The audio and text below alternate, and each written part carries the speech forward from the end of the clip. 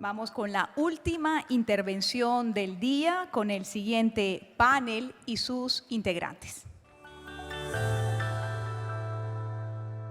Diálogo ministerial. Avances de la transición energética justa en América Latina y el Caribe. Andrés Camacho, ministro de Minas y Energía de Colombia. Joseph McMoneagle, secretario general del Foro Internacional de la Energía IEF. Moderadora, Diana Calderón, directora Hora 20.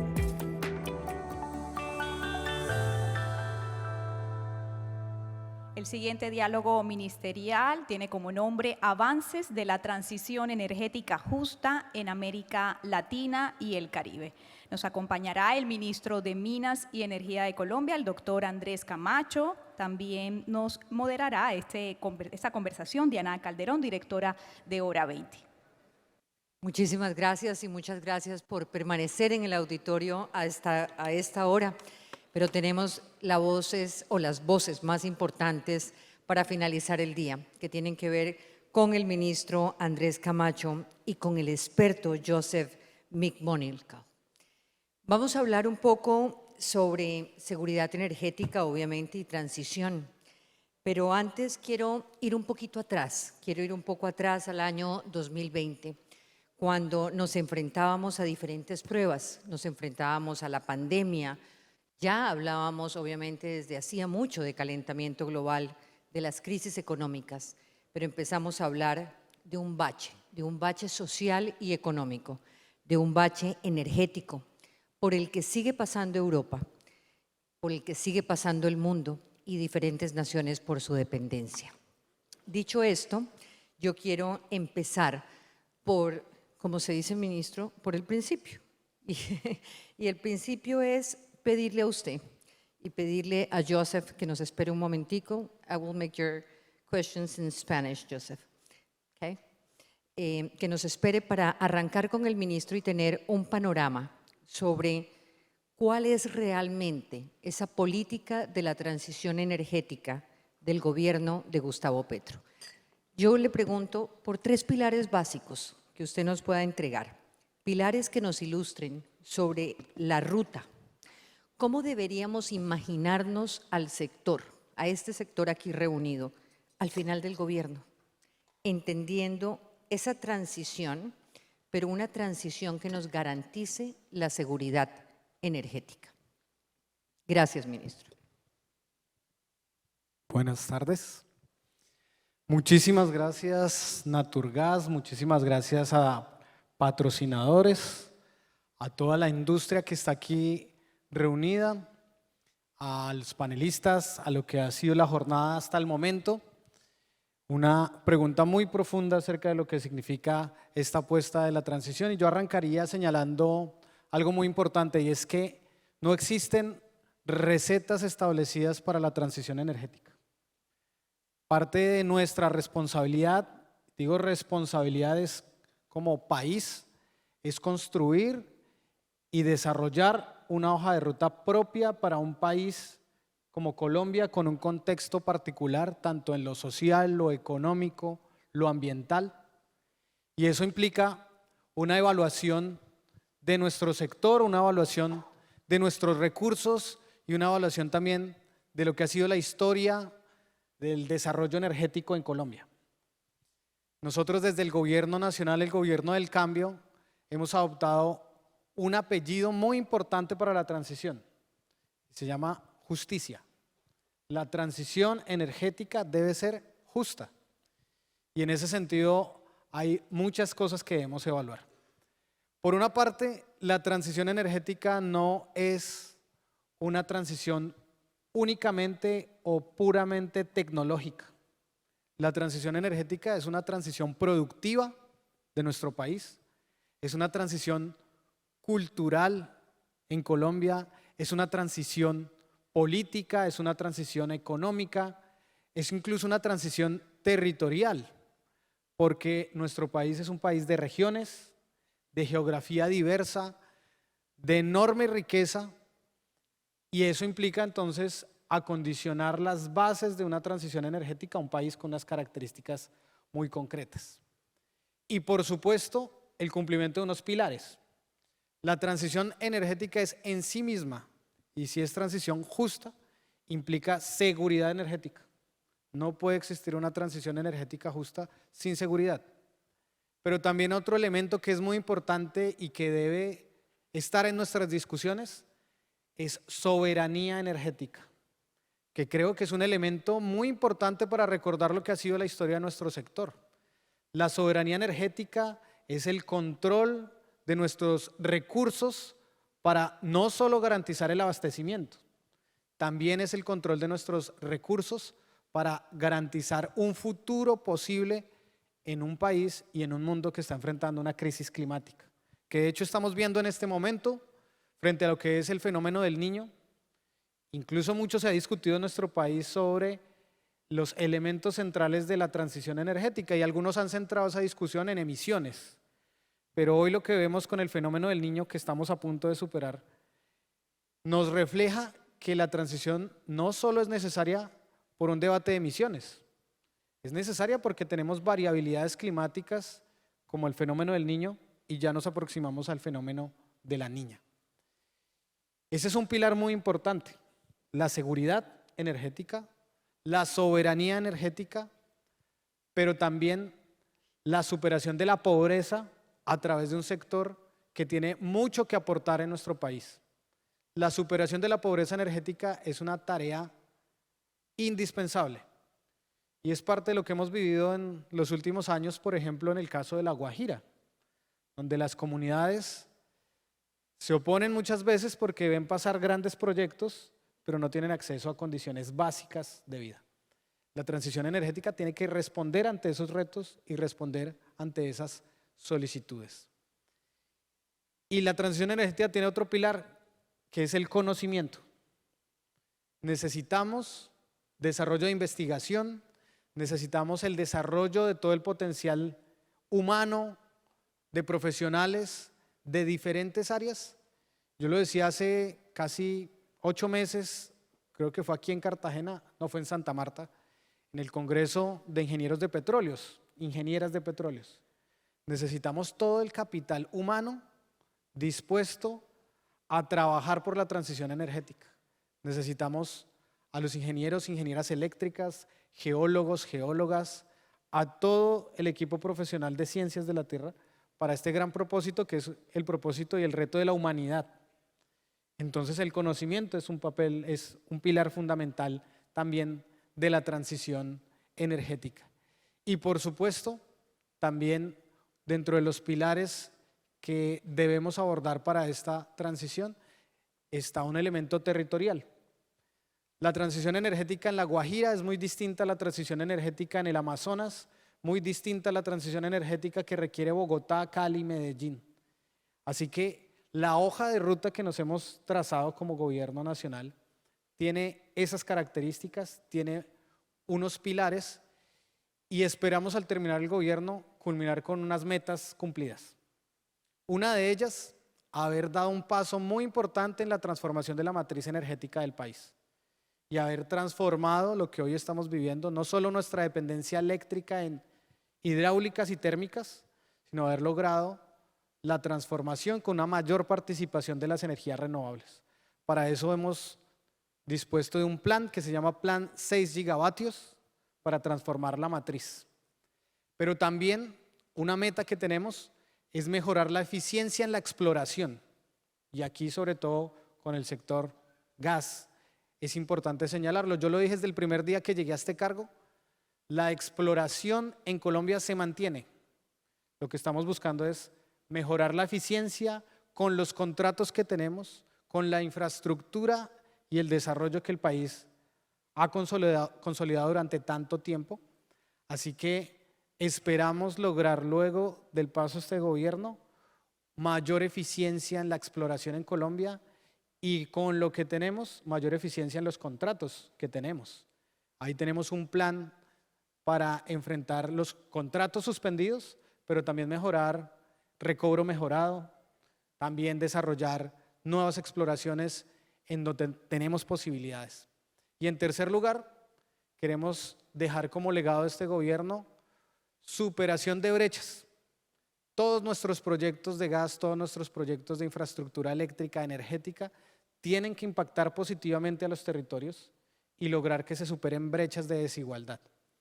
Ese es parte del propósito que tenemos y que nos hemos fijado como meta cumplir en el plan de desarrollo y en los programas metas que el Ministerio de Minas y Energía ha venido consolidando, ha venido desarrollando.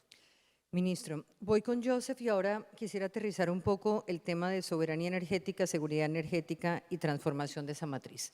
¿Cómo la transformación de la matriz puede garantizar la seguridad energética en Colombia?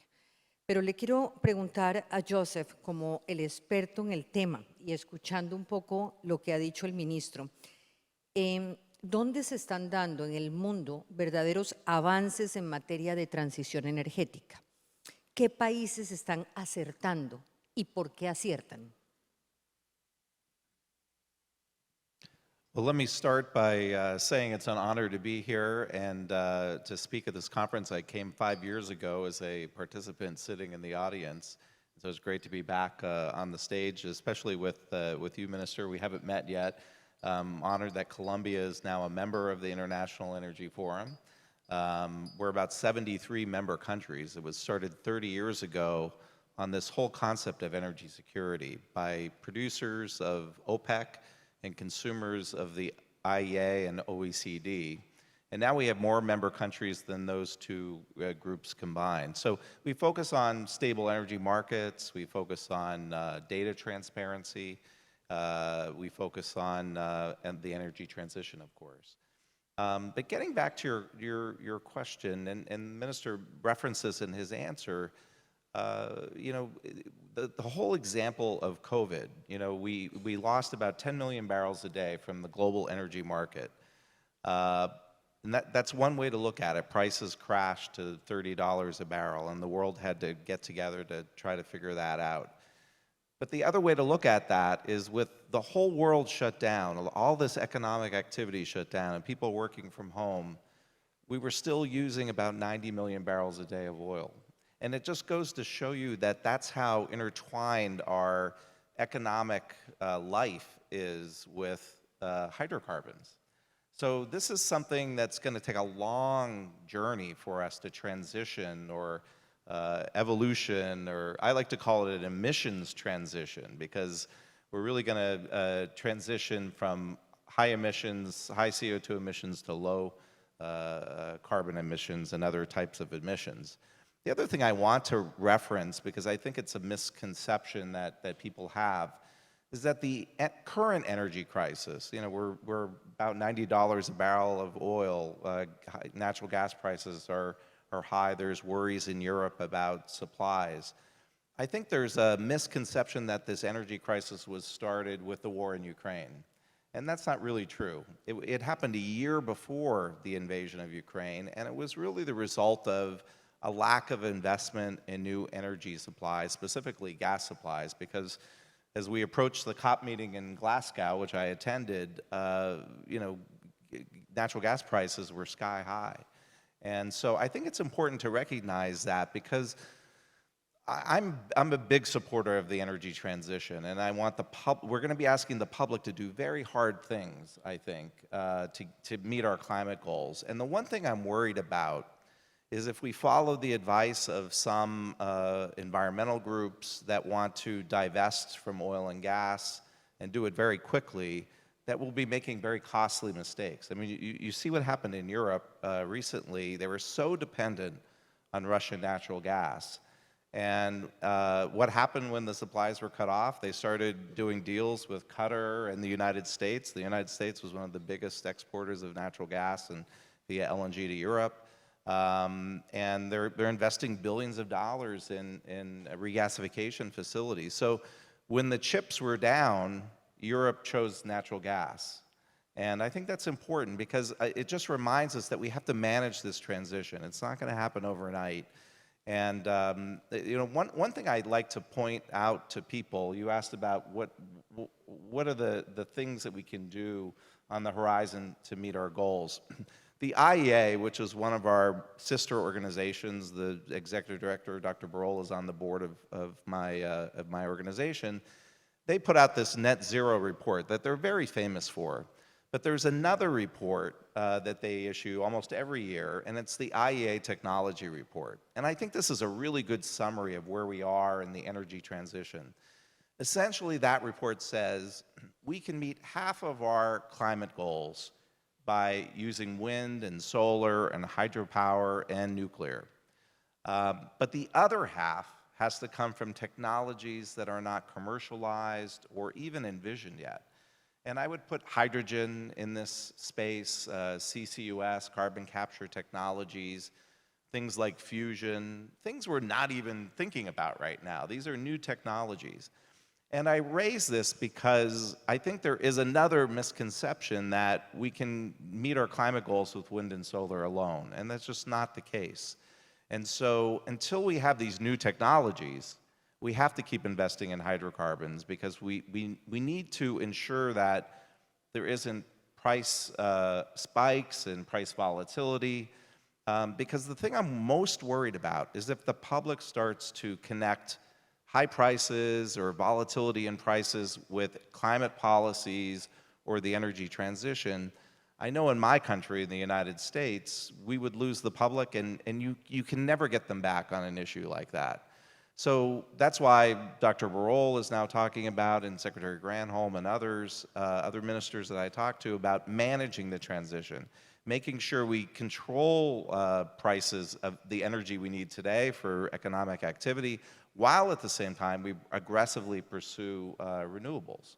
And so I think this is the roadmap, I think, and I totally agree with you that every part of the world, every country is going to have their own roadmap based on their own personal circumstances. This idea that there's going to be a one-size-fits-all approach to getting to net zero, I think is really outdated and not very helpful.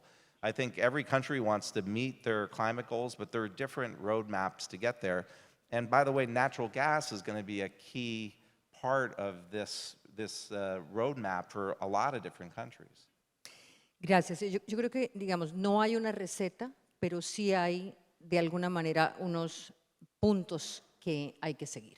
Y uno de esos puntos, ministro, lo ha dicho el experto, es esto no se puede hacer a la loca tolondra, como decimos en este país. Y sí hay que hacerlo con tecnología. Y sí hay que hacerlo con las apuestas de energías renovables. Y especialmente hay que poner el foco en el gas. Entonces, yo quisiera ir aterrizando con usted unos temas. En términos de seguridad energética, ¿cuándo podríamos esperar nosotros en Colombia medidas regulatorias para resolver el tema de abastecimiento de gas? ¿Y por qué se lo pregunto?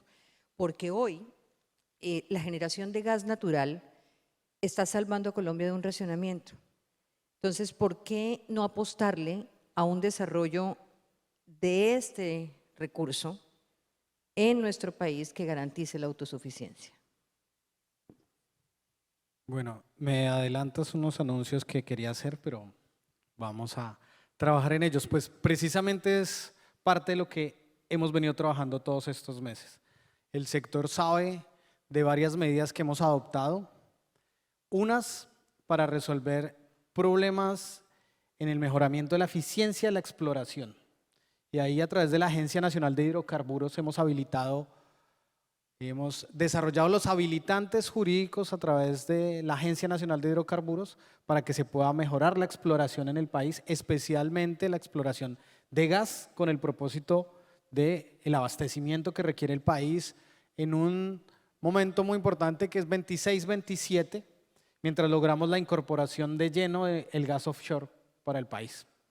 Y ahí hemos adoptado las medidas en la Agencia Nacional de Hidrocarburos, pero también el sector conoce de una regulación que emitimos para el mejor aprovechamiento de la infraestructura disponible del país, y es lo que hemos llamado la infraestructura multifásica, y es poder utilizar oleoductos que están disponibles, que son de Ecopetrol, para poder poner en comercialidad, en superficie, especialmente el gas que tenemos en el Piedemonte Llanero, que va a ser muy importante para el abastecimiento, especialmente el 26-27. Y por supuesto, venimos trabajando de la mano con Ecopetrol, especialmente liderado por Ecopetrol, en todo el cronograma de trabajo para las perforaciones necesarias y para el seguimiento de todas las incorporaciones de reservas que tenemos en el offshore, de tal manera que podamos muy rápidamente tener las condiciones de seguridad energética y de abastecimiento de gas que requiere el país para no solo medidas como las que estamos adoptando en este momento en el fenómeno del Niño, sino para garantizar en ese proceso de transición energética el lugar que tiene el gas. Que lo hemos Metiendo dicho, Ecopetrol en la cadena. claro, Ecopetrol es la empresa líder del sector que es responsable de estos periodos de exploración, del cronograma y a través de la Agencia Nacional de Hidrocarburos de la gestión de los contratos. Pero al respecto, y lo que decía como a manera de anuncio, decirles que primero queremos proponer un pacto por el abastecimiento en el corto plazo de gas para el país.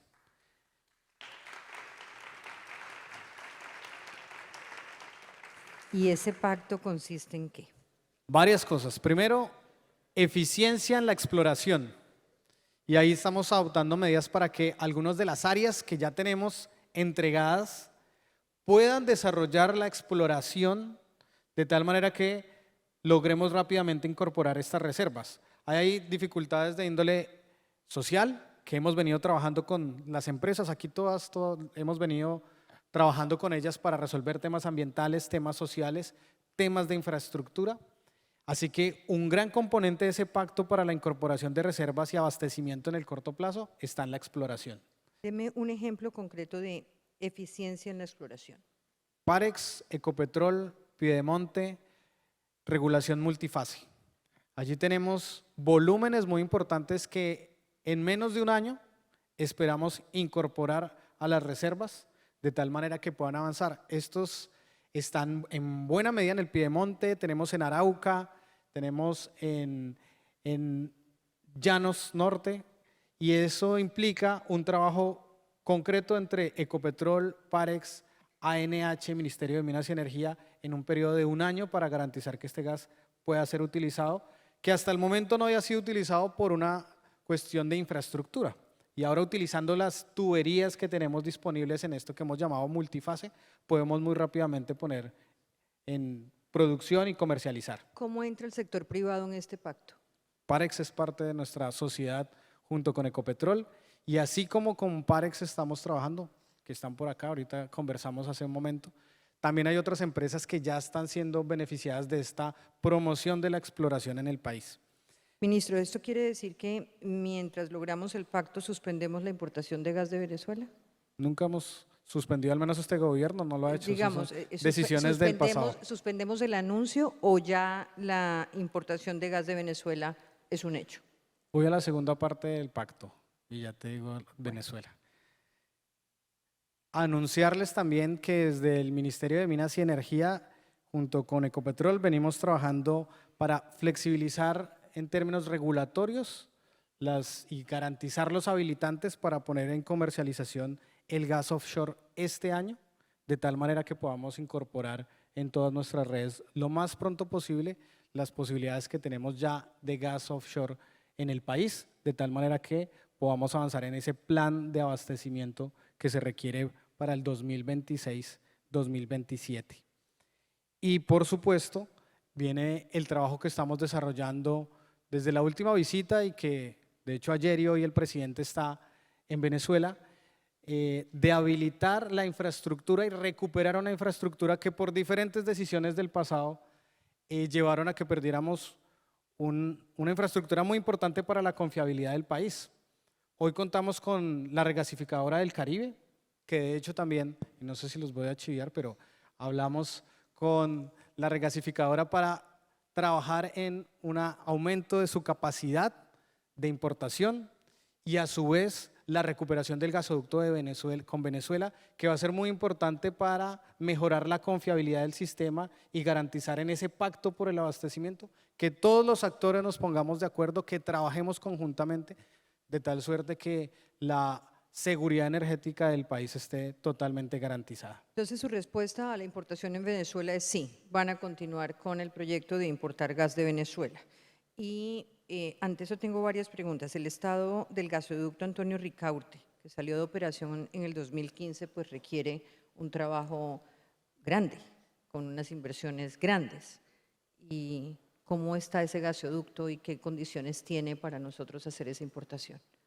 Técnicamente, o en ese detalle, Ecopetrol nos podrá dar un informe de cómo es el estado del gasoducto, pero lo que puedo decirles es que desde hace varios meses venimos trabajando en la revisión de la infraestructura, de kilómetro a kilómetro cómo está la operación. Podemos garantizar que del lado de Venezuela se encuentra operativo según la última información que tenemos.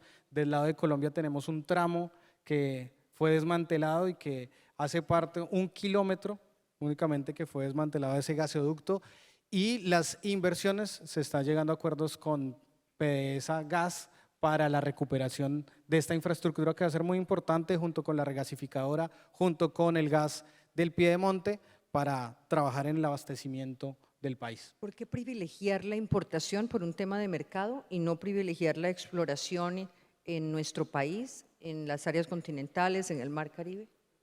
No estamos privilegiando, como he señalado, estamos trabajando para incorporar este año gas offshore, estamos trabajando para el Piedemonte Llanero ponerlo a producir gas para el país y estamos desarrollando lo que es el concepto de la confiabilidad.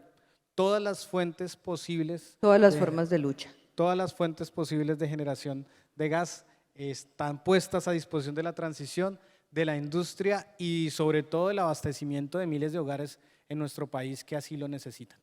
Ministro, ¿nosotros tenemos autorización de la OFAC en Estados Unidos para comprarle a PDVSA?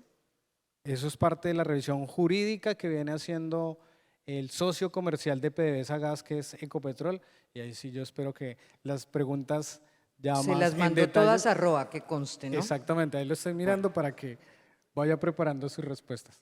Joseph, ya vuelvo con usted, ministro. Joseph,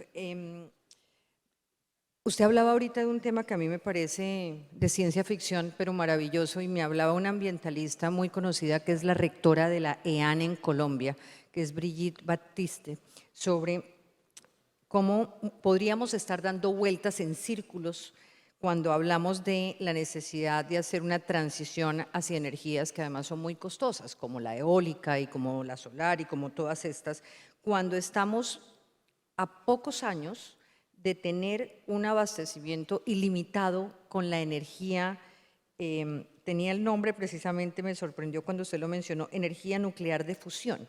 ¿Es realista? Yes, of course, and we've made a lot of advances in nuclear. It's these small modular reactors, which could be deployed in countries like Colombia and Africa. They could be used for industrial purposes. Fusion, we've made great advances as well. I think there's a lot more to happen there. But I think this point that the minister made and also Ricardo made when he was speaking earlier about greater efficiencies in operations is a really good point, because at the last COP meeting, we had pledges by 50 of the top international companies and state-owned companies to reduce methane by 2030 and to get to net zero by 2050. So these are, pledges and leadership by companies, and if these companies can do it, I think any company can do it. Obviously, methane reduction is a critical thing in pipelines and natural gas industry. The industry is well aware of it. But there are technologies on the shelf now that can be used, and it's relatively cost effective and low cost to do it. So I think there's a lot of work that could be done by companies, because, as I said, we're going to need hydrocarbons for a while until we figure out this plan B. So the focus should really be on lowering the emissions from gas and oil production so that we can reach our net zero goals. Y frente a esos goals de los que usted habla, ¿cuáles serían las estrategias del G20 en términos de transición energética en la cumbre de noviembre de 2024, de este año en Río de Janeiro?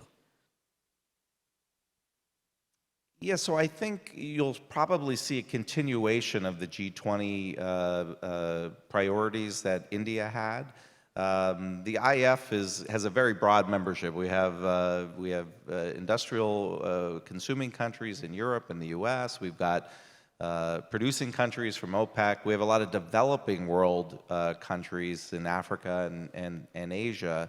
And the G20 is sort of like this too. It's a very broad membership. So I think you see a lot more reasonable, rational concepts being presented on energy security. For example, the leaders in India said we need to keep the uninterrupted flow of energy going while we pursue the energy transition. One thing that I think you will see more emphasis on in Rio is this Global Biofuels Alliance that was launched in India. Obviously, there's a great potential and focus on that in Brazil, and I see that concept getting supercharged. There's just another one of the tools in the toolbox, if you will, in order to diversify energy sources and meet our climate goals. Una última pregunta para nuestro experto. ¿Qué tan flexibles, y ya de alguna manera lo ha dicho, pero al oído del ministro, qué tan flexibles tendríamos que ser en términos de la transición energética frente a la dependencia tan grande en términos de desarrollo y de poblaciones y de brechas de desigualdad, de la dependencia que tenemos de los combustibles fósiles? Es como si hoy se apagara el petróleo, pues nos morimos de hambre. Eso no es una realidad. ¿Qué tan flexibles? Or there would be a war would start, right? No, I think this concept that we really saw take full force at the last COP meeting was let's pursue progress over perfection on the energy transition. I think the last few COPs before the one in Dubai were focused on perfect solutions, no fossil fuels. We can do it all with renewables. Hydrogen's going to be available in 2 or 3 years, and none of that is the case. And instead, things like switching from natural gas, switching from coal to natural gas for power generation. In the U.S., we've dramatically decreased emissions in the U.S. as a result of that. And you saw La puesta places. del gas en generación eléctrica y la puesta del gas en descarbonización. Es correcto.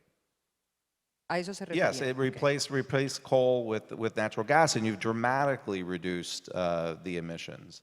And so there, things like maybe we shouldn't do all electric vehicles. Maybe we should do hybrid vehicles because we'd save a lot on copper, which we're going to have a lot of strains on copper because EVs use a lot of copper. But if you had hybrid vehicles, Pero parecería ahí, ese es un punto que me parece interesante que no está funcionando. En la última revista Economist sale como muchísimas de las empresas de carros eléctricos están quebrando precisamente porque o no hay el suficiente mercado o los precios están muy altos. Yeah. Well, there's not a lot of consumer interest. I think that's one of the big problems, and the price points I think are a little too high. But that can come down. But I'm worried about practical things, about not enough copper, for electric vehicles. But my larger point is, instead of focusing on perfect solutions, let's try to make progress. Let's try to make progress on lowering emissions. And I think that started at the last COP meeting in Dubai, and I hope that will continue and people will take more constructive approaches to the energy transition. Ministro, usted hablaba de un tema que me parece fundamental y es la diferenciación territorial en busca de soluciones por las diferencias de nuestro territorio, de nuestra geografía. Y yo me concentro en La Guajira, donde la gran mayoría de inversiones para la transición energética pues cerraron, se fueron, o por dificultades en las propias inversiones, o por miedo de los propios inversionistas, o por lentitud en lo que tiene que ver con las licencias ambientales. Y mi pregunta allí es, ¿cómo vamos a recuperar esas apuestas a nivel de inversión extranjera? ¿Cómo se está trabajando hoy a nivel de Ministerio de Ambiente y Ministerio de Energía para poder garantizar que esos proyectos en Colombia sean viables? Porque ¿cómo hablamos de una transición energética y de una apuesta cuando estos grandes proyectos se apagan? Bueno, antes que eso voy a descargar un poco de responsabilidad al presidente de Ecopetrol para también incorporar en la responsabilidad de las respuestas y saludar a la nueva junta directiva de Ecopetrol que se encuentra aquí, a todos, doctor Guillermo, a todo el equipo de la nueva junta directiva que tiene también la tarea en este sector. Mi saludo, no nos habíamos podido encontrar en estos días con estas agendas tan agitadas. Y segundo, hacer una corrección, y es que no se han ido. Hay titulares y es parte de lo que hay que aclarar. Ninguna de las empresas se ha ido de La Guajira y de hecho crece la inversión en La Guajira. ¿Qué proyectos se sostienen en La Guajira? Todos. Que hayan sido titulares inventados por nosotros los medios. Todas Porque se yo mantienen. llego a corregir mañana mismo. Todos se mantienen. La última fue el anuncio supuestamente de Celsia, y no sé, no, aquí no hay nadie de Celsia, pero a los 3 días yo me reuní con Celsia y la impresión que nos dan es al contrario de continuar trabajando, y pues esto me da la oportunidad de contarles lo que estamos haciendo en La Guajira. En La Guajira, primero, tenemos el potencial enorme de desarrollar la energía en Colombia. Mientras China incorpora 200 gigas al año, nosotros estamos intentando desarrollar 5 gigas en La Guajira y tenemos un enorme potencial de hasta 70 gigas. Pero el gran reto que tenemos en La Guajira es resolver el abandono histórico de un territorio con unas características muy particulares, con un pueblo indígena, con condiciones culturales muy específicas, que no tuvo acceso históricamente por una situación de abandono, de corrupción, incluso de muchas situaciones, y hoy nos corresponde transformar ese territorio. Y era lo que yo mencionaba hace un momento.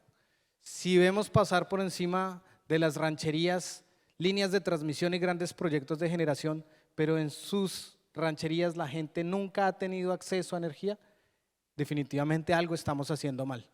Y parte de la transición justa que nos hemos propuesto es llevarle acceso, energía, agua potable, soluciones a las condiciones básicas de vida en un territorio que necesita muchísimas cosas. Con una característica adicional, La Guajira tiene toda la riqueza que el país está necesitando. Y ahí venimos en un trabajo conjunto con las empresas privadas, las empresas públicas, gobierno nacional y gobiernos locales. Aquí veo a Promigas y veo a otras empresas con las que estamos trabajando en la misión Guajira, con Ecopetrol, que estamos haciendo importantes inversiones a través de obras por impuestos, regalías y otras medidas, y una inversión histórica que este gobierno nacional está haciendo en La Guajira. Nunca había habido una inversión tan grande, tan elevada en La Guajira como la que este gobierno está haciendo en un territorio que se ha propuesto transformar. De hecho, ustedes saben, tuvimos unos decretos de emergencia para La Guajira con la intención de llevarle agua potable, llevar energía, llevar alimentos, llevar las condiciones básicas que tenían que estar resueltas, pero que la realidad es que hoy no estaban resueltas. ¿Y qué hemos hecho entonces? El viernes pasado, de hecho ayer también estuve en La Guajira en un evento con la Contraloría, presentábamos el balance de cómo vamos avanzando. 813 procesos de consulta previa en proyectos de eólicas, solares, líneas de transmisión y transporte, acceso logístico. De esos 813 procesos, en líneas de transmisión ya vamos en un 96% de consultas previas. En parques eólicos vamos en un 73% de avance en consulta previa. Y en vías de acceso logística, 100% de avance en consulta previa.